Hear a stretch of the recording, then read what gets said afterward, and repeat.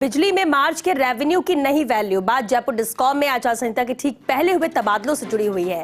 राजस्व के लिहाज से सबसे महत्वपूर्ण मार्च माह के बीच में फिर किए गए हैं तबादले। ऊर्जा राज्य मंत्री की सिफारिश पर एससी से लेकर जेईएन कैडर में 50 से अधिक टेक्नोक्रेट इधर से उधर किए गए। खास बात यह है कि इनमें से अधिकांश फील्ड अभियंताओं के पास है बकाया वसूली का काम।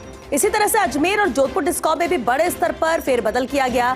संभवतः डिस्कॉम के इतिहास में पहला मौका है जब मार्च में राजस्व की बजाय तबादलों पर जोर दिया गया। और ऐसे में सवाल ये कि क्या राजस्व से महत्वपूर्ण हो गया डिस्कॉम के लिए टेक्नोक्रेट्स का तबादला, या फिर सिर्फ तबादला आदेश के डिस्पैच की भूमिका में प्रबंधन है।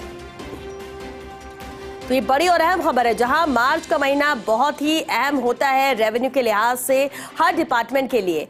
लेकिन बिजली में मार्च के रेवेन्यू की शायद वैल्यू नहीं है। ये बात इसलिए कह रहे हैं क्योंकि जयपुर डिस्कॉम में आचार संहिता के ठीक पहले तबादलों से जुड़ी जो ये अहम खबर है वो ये सोचने पर मजबूर कर रही है। संवाददाता विकास हमारे साथ जुड़ चुके हैं।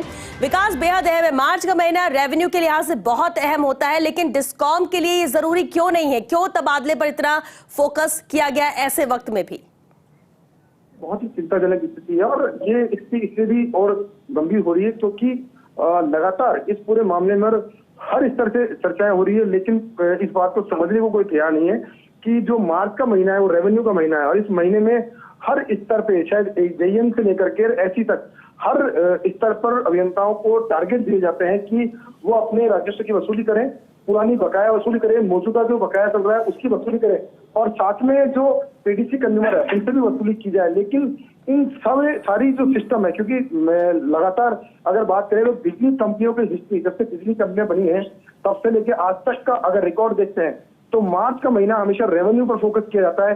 हर स्तर से ये कहा जाता है कि किस तरह से भी रेवेन्यू लाया जाए और उसके लिए ड्राइव चलाई जाती है। लेकिन इन ड्राइव को छोड़ करके इस वक्त डिस्कॉम प्रशासन की तरफ से सबसे बड़ा फोकस वो है तबादला। आप देखिए पिछले दिनों करीबन 700 से अधिक तबादले जो है तबादला प्रक्रिया के दौरान किए गए थे। फरवरी के अंदर तबादले किए गए थे और मार्च का महीना जैसे ही आया 15 दिन और बीते, उस बीच में एक बार फिर से बड़ी तबादला लिस्ट जो है वो जारी की गई है। इस तबादला लिस्ट में 50 से अधिक अभियंता जो है उनको इधर से उधर किया गया। इन अभियंताओं को इधर से उधर किया गया, उसमें अधिकांश ओएनएम के अभियंता हैं जो कि सीधे तौर पर राजस्व से जुड़े हुए हैं और इनका तबादला होने के बाद फिर 3 से 4 दिन का जो समय है वो फिर से बिल्कुल, इस लिहाज से ये बेहद अहम भी हो जाता है कि क्या वैल्यू नहीं रहेगी रेवेन्यू